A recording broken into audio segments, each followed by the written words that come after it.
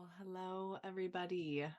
Today we are going to interview my dear friend, Steph Shaffer. So, Stephanie Shaffer is a licensed clinical social worker and she practices in Temecula, California. She specializes in grief and loss. And she and I connected about 10 years ago now through a mutual hospice patient. So, Yes, we do. we met through this patient and we've been friends ever since. She's a dear, dear friend to me and just a really inspiring human. So that's why we invited her to this Q&A today. She's also a public health advocate with a special interest, especially for blood donation. And we'll get into that a little bit later as to why. And she's also a public speaker. So look for her on the TEDx stage soon. All right. So, Thank you so much for having me, Amy. I'm so glad the day we met, it was just like an instant connection. And here we are, 10 years later, still connected. so our current theme of this month in our Cura magazine is longevity. So, as a therapist who specializes and deals with grief and loss, what are your thoughts on longevity and what does longevity mean to you? That's a great question. Gosh, because I think of when we think of longevity, when I think of longevity, we think of age, like long, living a long life. But I've also seen people who have a short life and have made a huge impact. Mhm. So to me, longevity, it's about reaching other people, reaching another person. And as long as we can reach people, we have a purpose. We have a reason to be here. And I think connection, being connected to other people and making an impact. This makes me think of a story. There was a gentleman when I was in the hospital for a period of time, and we'll get into that. The maintenance guy, his name is Tom. I'm not sure if he's still alive because he was probably in his 70s when Brian was born 16 years ago. So I don't know if he's alive, but his name is Tom, was Tom. And he would come in at like 6 a.m. to empty the trash cans in the hospital. He hummed, he hummed as he did this. Mhm. And being a patient in the hospital is horrible. You don't get sleep. You're getting poked and prodded in the middle of the night. Residents are coming in at 1 a.m. to do rounds. And I just knew that when I heard his humming Monday through Friday, it was like, oh, Tom's here. Mm. And it was so calming. And if he saw me wake up or if I engaged with him, he always left me with, make it a great day. And exactly. Mhm. And it was just like, wow, he set my day off with make it a great day, knowing I was in the intensive care unit. But just, he started with the humming, ended with that, make it a great day. And he made such an impact being that person at the hospital who empties trash. Mhm. And what a cool thing. He probably has no idea of what an impact he made on you. And that's the thing is like you just don't really even know the kindness that you give, that small little gesture, how much it really touches people. So that's a great story. I love that. Yeah, I made sure he knew. I wrote him a note and I made it known because I wanted him to know Mhm. that he made such a difference in my hospital stay. So that was important to me to make sure he knew that he inspired patients every single room he went in for Mm, all of the years he worked at that hospital. He worked that's there beautiful. decades. It's Yeah, beautiful. That's yeah, really beautiful. cool. So when I think about longevity just for myself, I think about legacy and my legacy. So of course I want to live as long as possible, as long as I'm healthy and able to enjoy my life. Hmm. But leaving a beautiful and impactful legacy to me is like the ultimate expression of longevity. And your work is so inspiring. So, in the fields of hospice and therapy, your public health advocacy, and blood donation. So, what in your mind, what is your legacy or what impact would you like to be remembered for? I got it. I got it. I want to be known since Stephanie Shaffer got on stage and got on podcast and got on media and started sharing her story about the impact that blood donators make to save lives through blood donation, that since Stephanie started sharing her story, that our country never went into critically low blood supply levels ever again. To share my story, to motivate people to donate so that no person, no family faces the reality that people are facing ever since the pandemic, Mhm. that they might or might not get their life-saving blood donation that they need. I think back to September 12th, after 9/11, the day after 9/11. Mhm. People were standing in lines in New York City, desperate. They were hit so much by that devastation, and they were desperate to help people. What can I do? And hospitals were saying, we need blood, we need blood, we need blood. People were Mhm. standing in line for 6 hours just to donate a pint. Wow. Let's do that now. We need to be ahead of that because crisis happens, tragedies happen, car accidents happen, and it's so simple. Let's plan for that. Let's have that ample supply. So that's what I would love my legacy to be. That's wonderful. And it really brought me back to your original story about Tom, just that simple gesture. So I think a lot of times, like patients of mine or friends or myself even, is like, I feel like there's too much work to do in the world. Like you get overwhelmed. Like how can I contribute? How Mm, can I make a difference? And it's such a simple gesture. It's a kindness that is an act of love. It's giving a pint of your blood. It seems so simple and maybe not life changing, but it really is. It really can shift the life of somebody who really needs that donation. So that simple act is such an impactful gesture.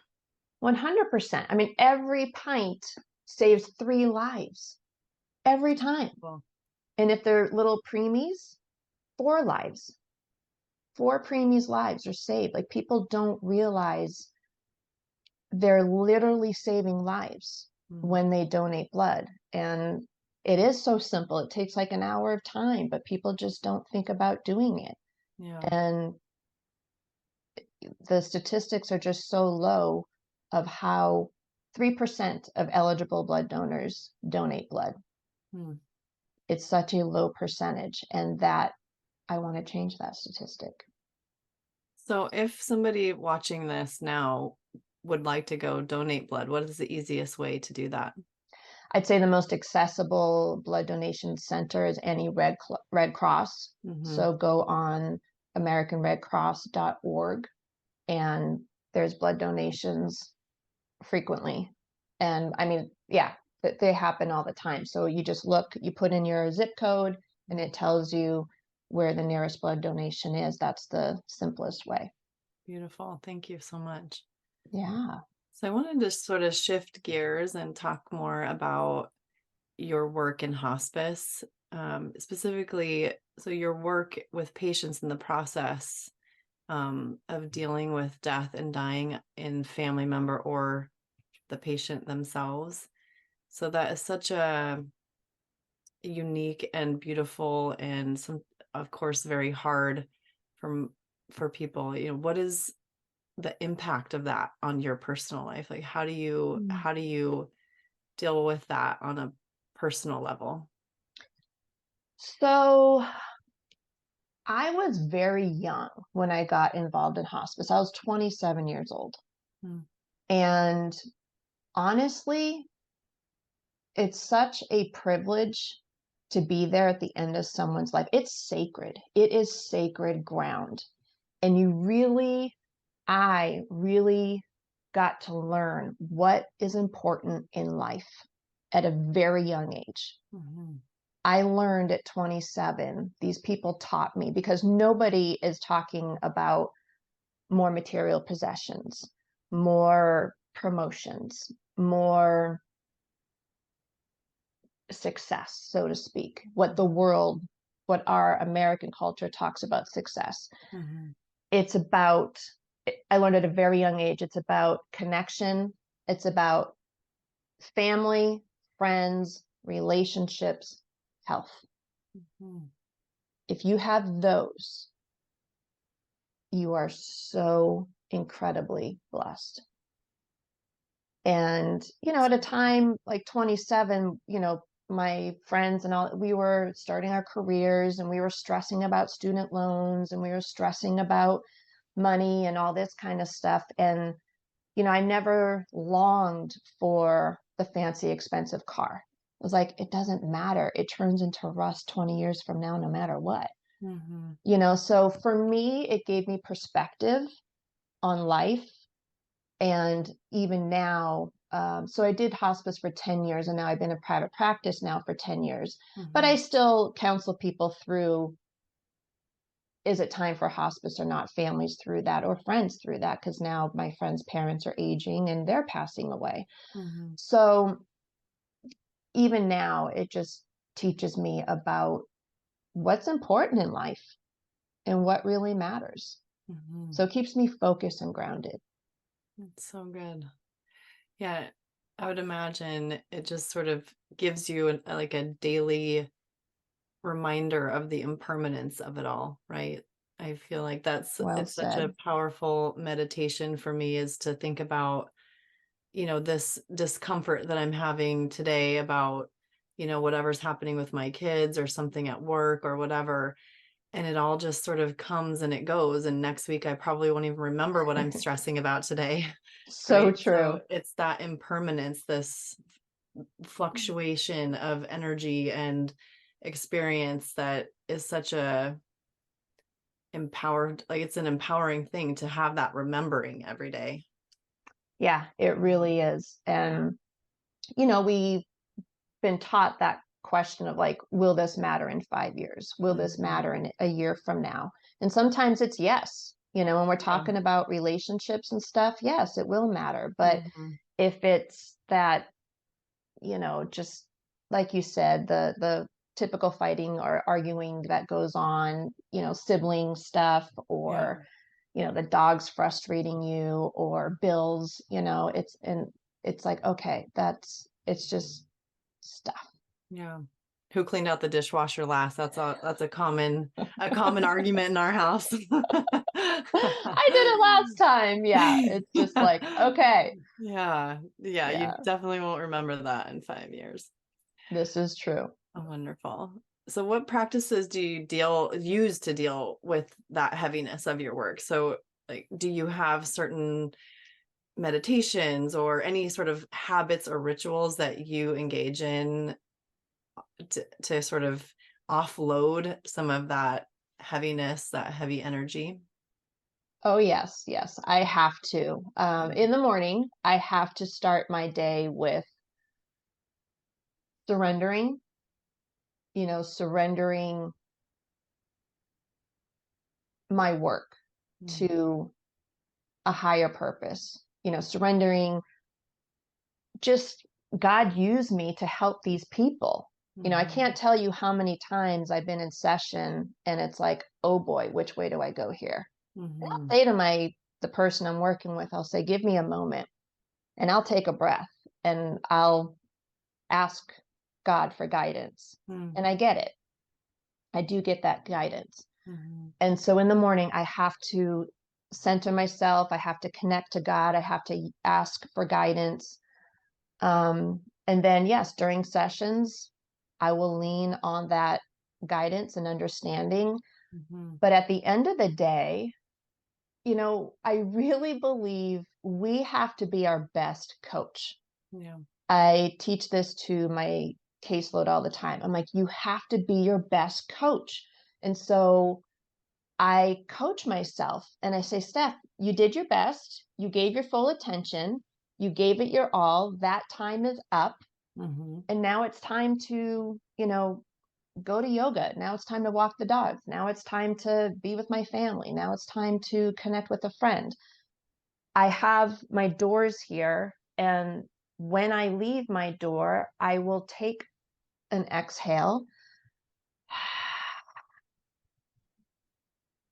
I'm exaggerating it because when I do it, most of the time, I call my husband and my son my dudes. They Mhm. don't know, but I do it silently and quietly. But I do that every time I end my workday, or like if I have a little break when I'm going to get a drink in the garage or something like that. I have to do that calming to let go of the Mhm. session, seal it, know I gave it my best, and then tag they're it. Mhm. It's up to that person to then implement what we talked about or the strategies we talked about. And I have to talk to myself and coach myself and remind myself that, Steph, you cannot work harder than somebody else at whatever the issue is. I have to coach myself through that. And then I am a huge advocate and participant of self-care. Mhm. You definitely I are. You're so good at that. Like every time we talk on the phone, you're like doing something. I'm like, dang, you're so good at practicing what you preach. I I have tell people to to. do that, and then I'm terrible at it. Yeah.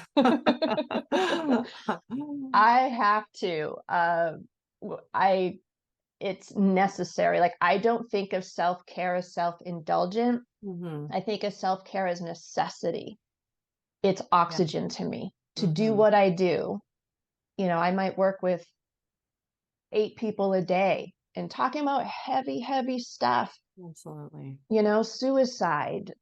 They're learning how to survive after a loved one completed suicide, divorce, horrible accident. It's just, it's hard stuff that I Mhm. listen to.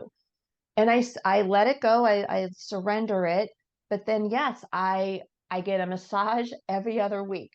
I'm sure there's so many times I'm like, off to my massage. I gotta Yeah. go. I'm I like, damn schedule. again? Okay. Didn't you do that recently? I sure did. I sure did. Uh-huh. So yeah, it's in my calendar. I have it in my I get a massage every other week. I do acupuncture when I'm hurting, or when I have a physical ailment, or when I'm stressed. If Mhm. I'm going through an anxious period, I go to acupuncture for anxiety, stress reduction. I get chiropractor adjustment every other week. Sometimes I do Reiki. I'll go in and out of seasons of doing Reiki. Mhm. I I'll get a facial like every other month. And yoga, I do yoga. I like to do hot yoga, restorative yoga. I'll do a bar class. Um, and make sure I have my friend time with my friends and family. Mhm. That play time is very important to me. Mhm. And I'm sure I'm forgetting something with my self-care. But So good. yeah, it's Something you necessary. Yeah, you told me when we used to work in the same practice, and one thing that you taught me when we were working together in a physical space is this idea of refilling your cup. And I'm such a visual person, so I think about it like that. Like when you're working with people, you're working with hard things, you're doing a lot of sort of emotionally draining or emotionally taxing things. It's like an emptying of that finite cup of energy, right? So we have a finite cup every day. And when Hmm. we're sort of expelling that energy, we're emptying our cup. And that's a good thing to do if you're working on things that you love, but you also need to refill that cup. And the things that you're talking about is sort of that refilling. Is that right? Hmm.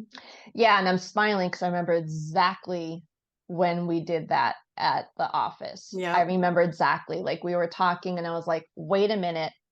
And I went back to my office. I think my cup's over there, but I had a cup. It was a Yeah. teacup.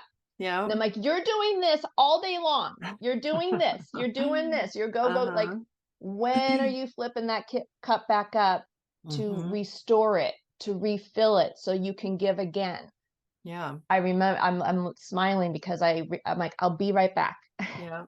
Yeah, and it stuck with me because it's such a powerful visualization in my mind is like it's not selfish to partake in self-care. It's not selfish to say, "Hey, I'm going to go and get a massage every other week or every week or whatever."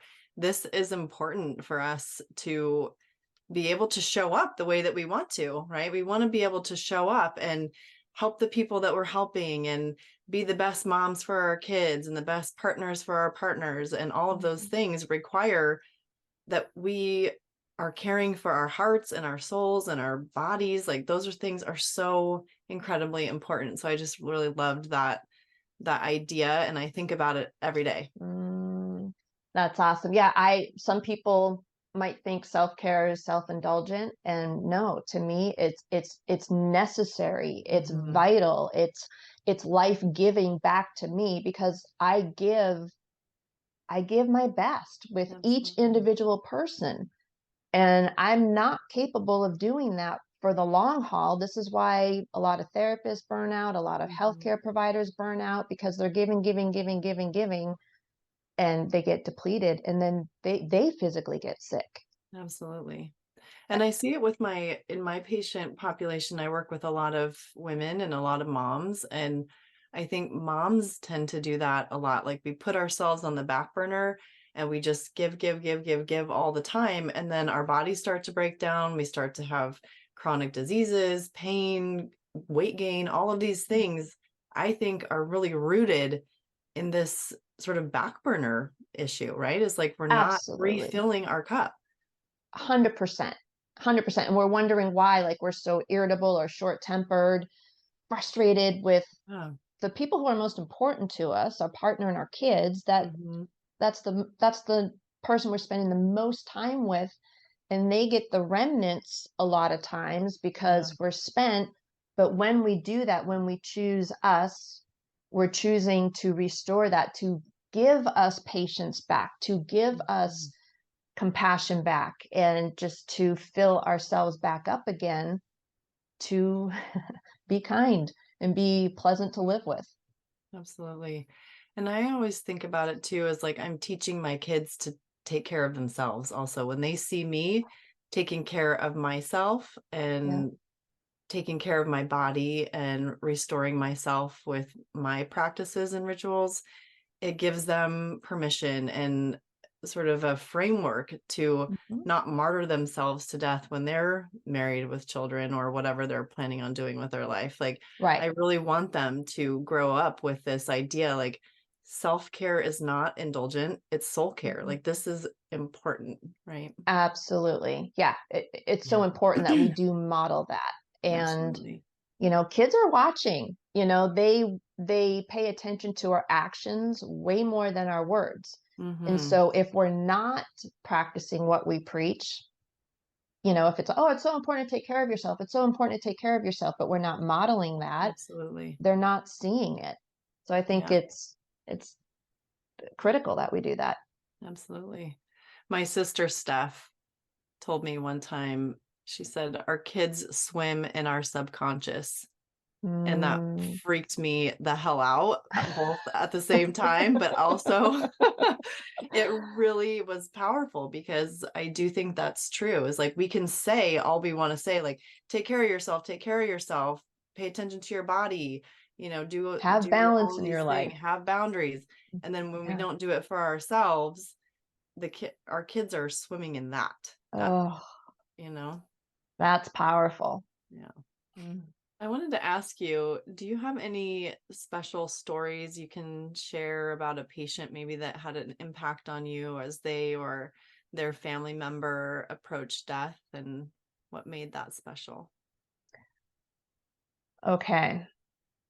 There's I go back to this one person. I'm going to do my best to keep the pronouns neutral just for, confidentiality and all that. There's a few. There's probably my top 3 hospice experiences that were very powerful, and I'll remember those all of my life. But there's one in particular. I went to their house. This person was on hospice at home, and this person had a neurological disease. And on hospice, so definitely in the final stages. This person could understand language, but could not articulate, couldn't express. But this person was able to answer yes, no questions. And so, I'll start with touching base with the family. And then I went to this person's bedroom. And when I was there, it's hard when you can't engage in a conversation, but I find ways. And so this person starts doing this. And because they can move their body, but they just can't speak. correct. I see. Correct. Mm-hmm. Yes. And they were bedbound because their lower extremities weren't working anymore. Mm-hmm. But this person had use of the arms and could not articulate. So I read nonverbal language, and this is very clear to me. And so I check out with this person, are you trying to communicate that you're done? And this person, and so we went back and forth for a little bit, and I asked, like, how do you plan on doing this? And there was a table of food sitting there, and this person pointed to the food and was like, like, I'm going to stop eating. Exactly. So I checked out with this person, is this what you're communicating to me? And this person emphatically. So I asked this person, do you want me to call your family in? And like, is it time to talk about this with your family? And again, emphatically. So what was supposed to be a 1-hour session turned into about a 2.5-hour visit with the family. And we talked about that, how this person, their loved one, wanted to stop eating to allow the end to come. And the family was so supportive. It was hard to hear, but the family got it, understood. I mean, this person who they knew is no longer the person who was. And so there was definitely a plan. We talked about a plan. And but when I left the house, I said to God, I said, I really hope I did right by you. Because it's a tricky subject. It's a fine line. And this was well over 10 years ago. So this was well before California had the right to die legislation in place. And, it's very, we had to get the ethics board involved from the hospital to see, like, is this okay? Is the person alert and oriented enough to make these decisions? So it's not just a simple thing, and so I just walked out to my car saying, God, I really hope I did right by you. And this beautiful butterfly comes and dances around. And I just took that as a sign of you did right by this person. You advocated for this person. You bridged a conversation. And yes, this person died sooner than they would have. And it was really such a peaceful ending. And it will stick with me forever. It's beautiful. It's like it's almost like you were like a portal between this patient's ability to communicate with their family. Like, you were able to come in and be sort of that conduit that just brought an understanding between everybody involved, and such an honoring of that person's wishes. Yeah, it was outstanding. And, that's what social workers do. We're advocates for the people who can't speak. That's one of our roles. And I just really felt that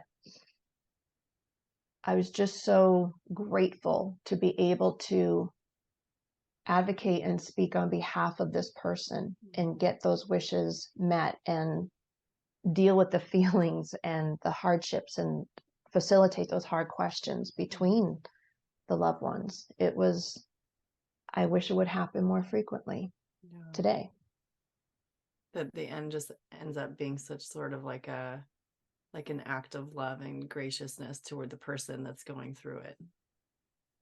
Absolutely. 100%. That's beautiful. Yeah, it's very special. Yeah.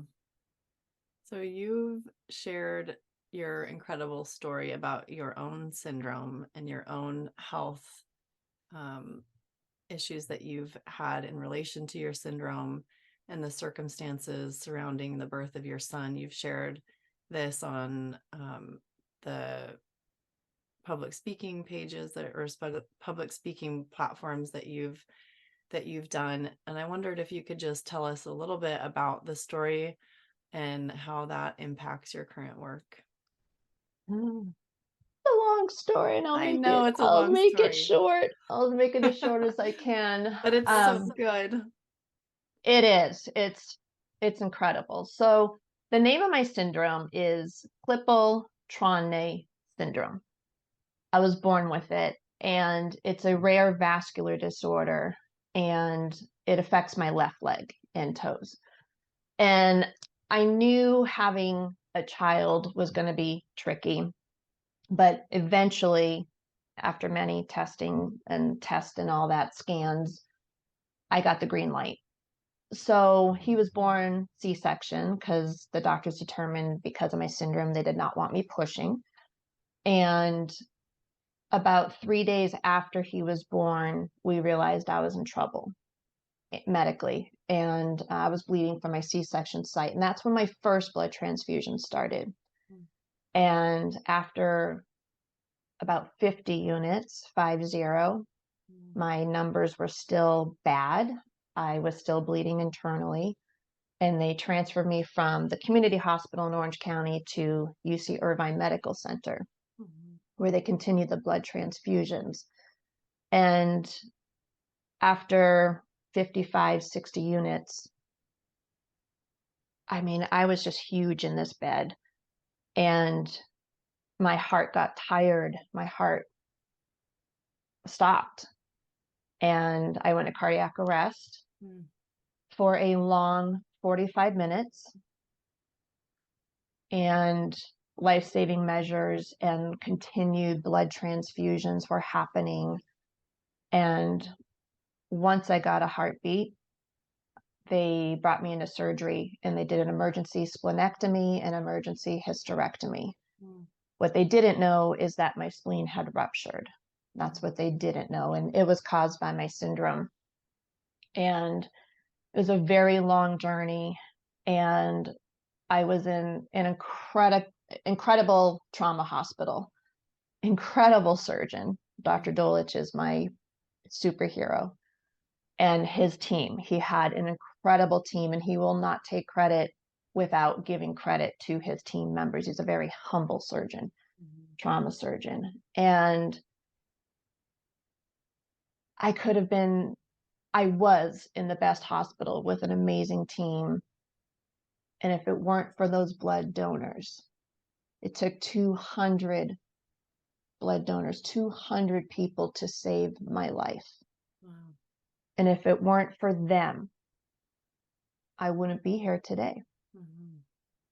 And what's really scary to me and frightens me when I think about it is that if that medical crisis happened to me in 2023, there would not be 125 units available for me in today's current low blood supply, critically low blood supply levels.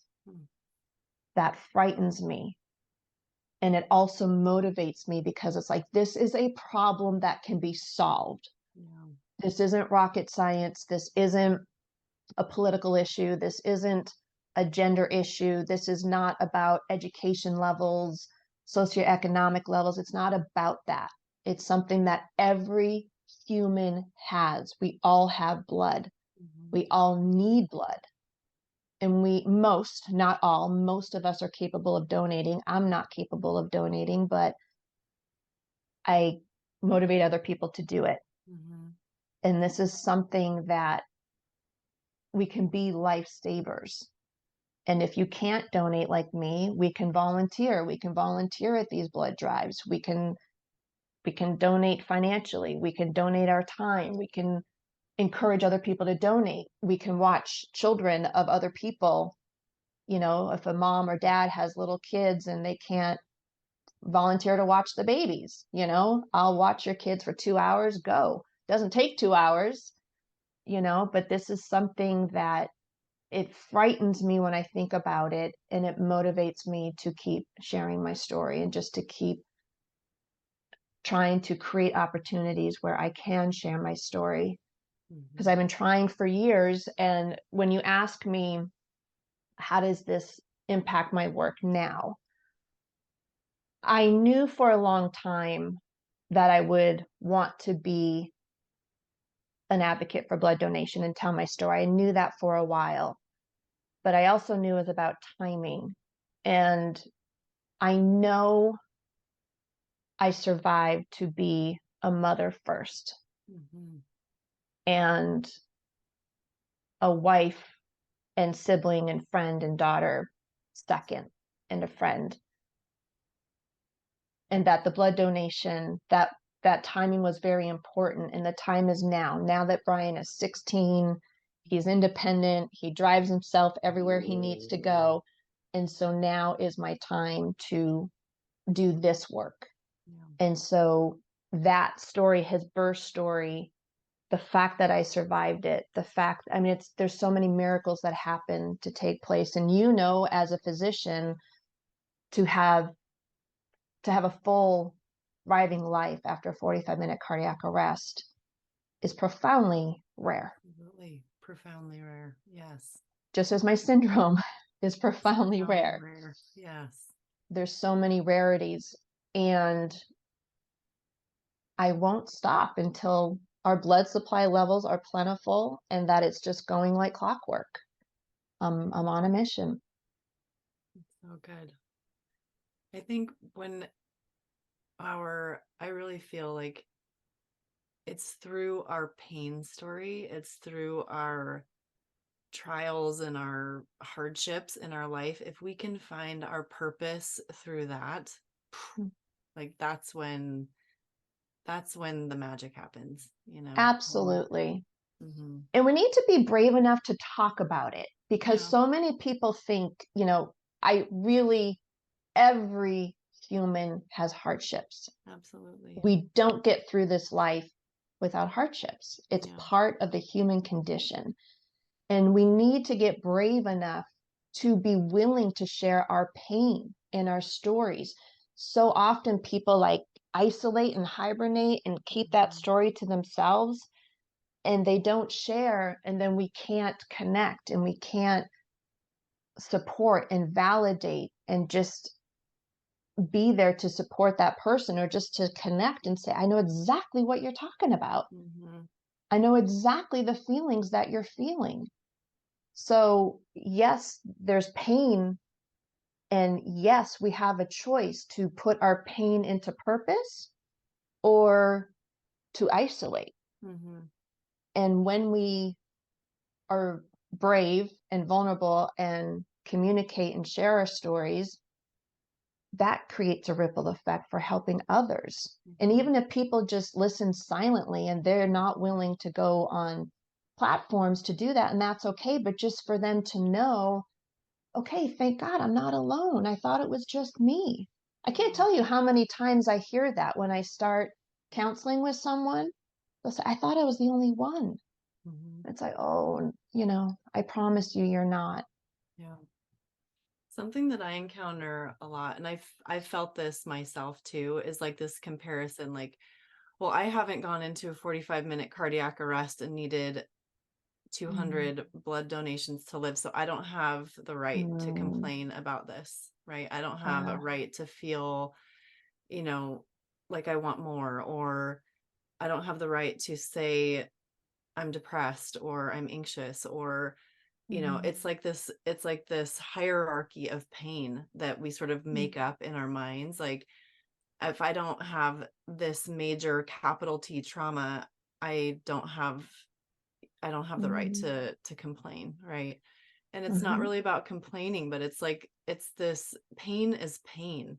And so Yes. I think just taking that sort of hierarchy out of it is like, yes, you went through capital T trauma and it changed the trajectory of your entire life, but Yeah. your pain that you feel is no less or more painful than somebody who's going through depression or, you know, other challenges that might not be so um, capital T traumatic, right? So it's Yeah. like, it's just normalizing it for everybody. Like everybody experiences pain, and Mhm. pain in our hearts is the same, no matter Yeah. what the source. You're absolutely right. It is. It's pain is pain. And when I was going through my hospitalization and that separation from Brian, Hmm. I had a newborn. He was in the NICU. That's a whole nother story when I got transferred to the trauma hospital. Hmm. And that that devastation of separation, plenty of other people have felt that. Hmm. It might not be the same exact story, but people can relate to that painful separation. And some people have, the small t trauma separation, and some people have the capital T, but it's the same feeling, just like you're talking about. And that is where we can connect. Hmm. And it's important to, one of my coaches, she talks about, what does she say? No comparanoia. No comparanoia. And she I says like it in that. her accent. She's Dominican Republic, from Uh-huh. from the Dominican Republic. And so she rolls her R, no Uh-huh. comparanoia. And like, we can't compare. Like, that's what Yeah. she's saying. You can't Hmm. compare your stories. You can't compare. I mean, we can, but it doesn't do any purpose, because when we connect and we share and we resonate with one another, we learn from each other that you know exactly what I'm talking about. Hmm. So you're right. And we have to, again, coach ourselves when we feel like, oh, it's small t trauma compared to that capital T trauma. We have to coach ourselves that, you know what? I'm human. She's human. I'm going to learn something from her, and she's going to learn something from me. Hmm. In sharing each other's stories, yeah, I learn stuff all the time from the people I work with in my caseload. I'm learning all the time from them, just Hmm. as they're learning from me. Absolutely. I find that too, like when I'm talking to patients and they are feeling that sort of comparanoia, if you will, Uh-huh. but when you truly listen to their story, it is heartbreaking. It is just so painful what people go through. And Yeah. I think just knowing that nobody can get through this life without that, just break your heart open pain. And it just connects us on that deep fabric level. Like, yes, I feel that. I feel you.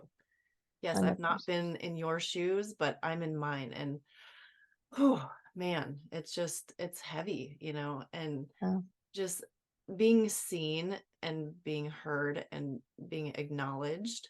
I think Mhm. that is the pathway to healing, is finding that commonality, Yes. acknowledging your own pain story, your own hurt, your own shame, and then sharing it and Mm. feeling that connection through our humanness. 100%. And that's all of Brene Brown's work. When we are vulnerable, that creates connection. Mhm. She nailed it. And Mhm. that is the truth of what happens. Yeah. And I've seen it happen so many times in my caseload that when that person decides to be vulnerable with Mhm. whoever it is that they want to be vulnerable with, it does create connection. It does create understanding. It Yeah, gives each other insight to absolutely. the pain and to the struggle. And okay, wow, I never saw it that way. Mhm. And it's giving ourselves permission, right? To like feel all the things. Like going through my own sort of healing and my own personal journey, I've not been ever sort of an angry or rageful person. That just wasn't part of my vocabulary. It wasn't part of Mm, how I expressed myself. It was more through sadness and depression and anxiety. mm. But I actually had a lot of fucking like built up rage that I had no idea was there.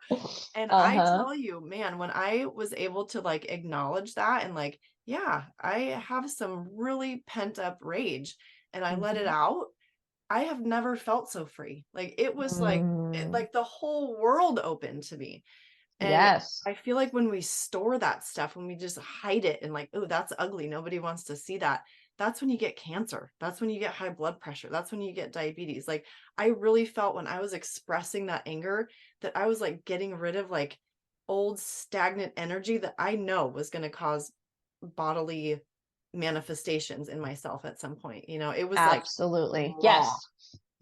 so it was powerful. So, Yes. And that's what they talk about is that anger is a symptom of suppressed, mhm, pushed down, dismissed depression, sadness. mhm, You yeah. know, and like you have to get through that sadness first, that depression, that resentment, that hurt Mhm, first. You have to get through those to get to the seed of what it is. And a mhm, lot of times it is anger.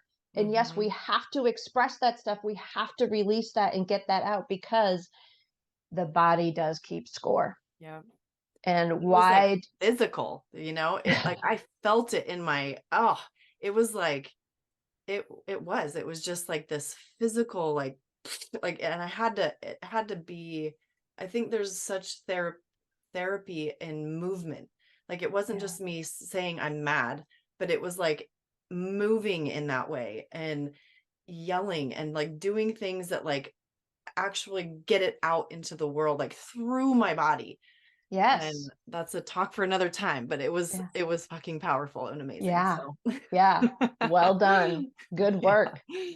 Uh, all right, so we're gonna get back on track with my questions here. So we're gonna Perfect. go back to our theme of longevity and legacy. And so I believe that when we embody our spiritual self, sort of the truest, most beautiful version of ourselves, we are living our legacy, right? And Mm. so when do you feel the most Steph? So when I see you, I see connection and embodiment and living interconnected with mind, body, and Mm. spirit. When do you feel that for yourself? Oh my gosh. Okay. It has to involve the people I love. Mm-hmm. I When I am most Steph, it is when I am with friends and family. Mm-hmm. There has to be people around. I want like that summer day scene where there has to be water involved, like Mm, pool, I love that. pool or ocean. Mm-hmm. I prefer the pool because of my syndrome, because I Mm-hmm. don't like sand in my toes. Yes. Um, and there's music in the background, there's fun music, and where everybody's just kind of doing their own thing, socializing, mingling, talking, laughing. Sometimes I just love to sit and observe people Mm-hmm. and I just crack up at what's going on, but it's definitely connection. There's fun food. It's like, that 80-20 routine where 80% of the time eat well, 20% Yeah. of the time you can have whatever you want. This is the 20% time You're eating where, all the good stuff. and I'm drinking the beer. I Okay. love my beer. You know that about me. I do know that. Yeah. Yeah. So there's the 20% routine going on. Uh-huh. And then at night as it quiets down and, people go to bed and do their own thing, just to have that special time of just connecting with one, two, or three people. So really connecting heart to heart Mm. and just really sharing the human stuff. Mhm. What are your hopes? What are your fears? What are your dreams? What are your worries? What are your Mhm. struggles? Mhm. And yes, I'm always lectured by my mother. Why do you stay up so late? Because I'm connecting. Yeah.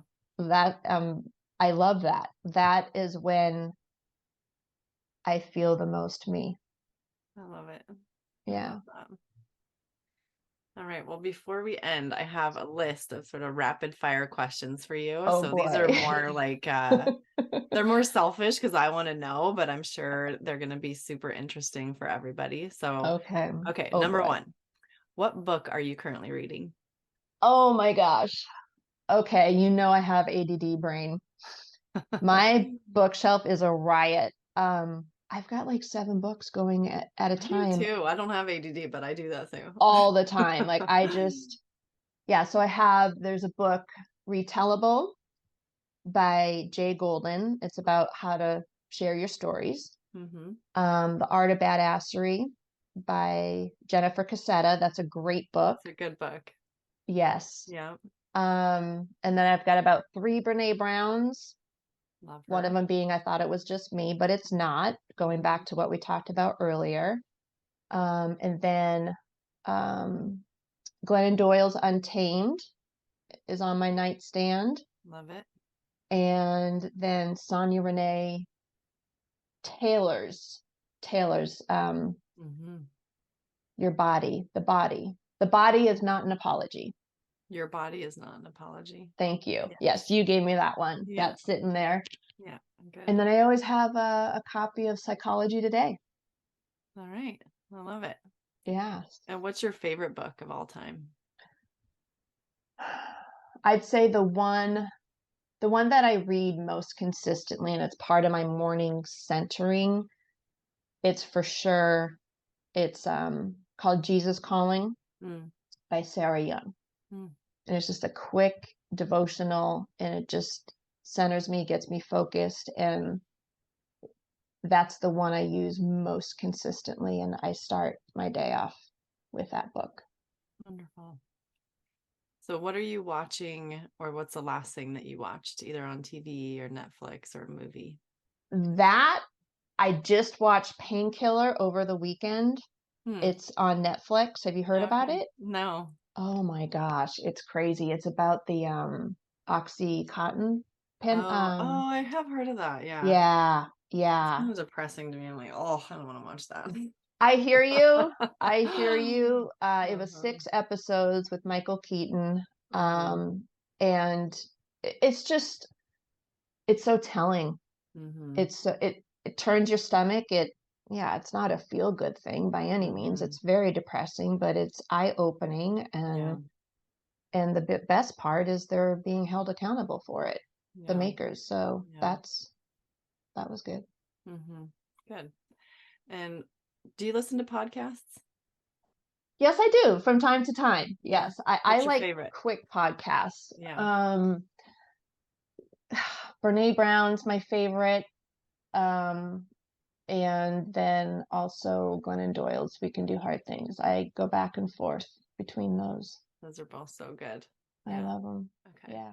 So my last question is, do you have a song that feels like church to you? Like when you feel or when you listen to it, you just feel something spiritual or something just centering or that way to you? I can't pick one. Um, there are, I was raised Catholic, so there are definitely hymns that just bring me back that I do love. Um, but going mainstream, Mm-hmm. I'm at a toss up.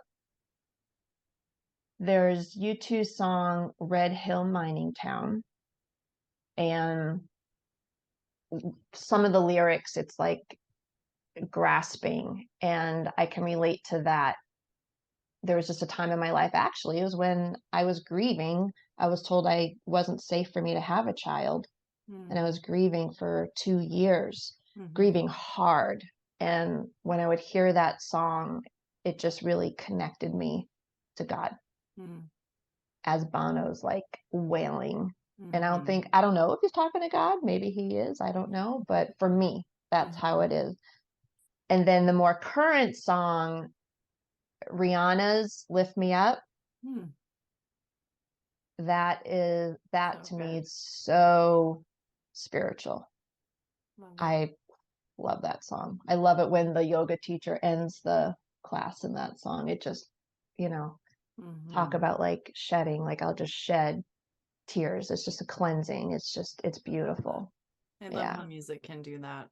It can it can transport us back to a time in our life, and then it can just bring us to this centering place that's just so magical. I love music. Yeah. And like Yeah. you can be in this transformative place, and then like I'll hear Pink, Today's the Yeah. Day, and I'll just be like dancing, like it just Yeah. it can be so it impacts our mood so much. That's why So one of healing. the It can be reasons why I so love it. healing. Absolutely. Yeah. Yeah. Absolutely. Well, Well, thank Steph, you so much for having me on. thank you Thank so much for you. being here. It was so wonderful to connect with you today. And I just appreciate your open lovingness always. Like you're just such a blessing. I love you. Oh, I love you too. Thank you so much for having me. All Until right. next time. Okay.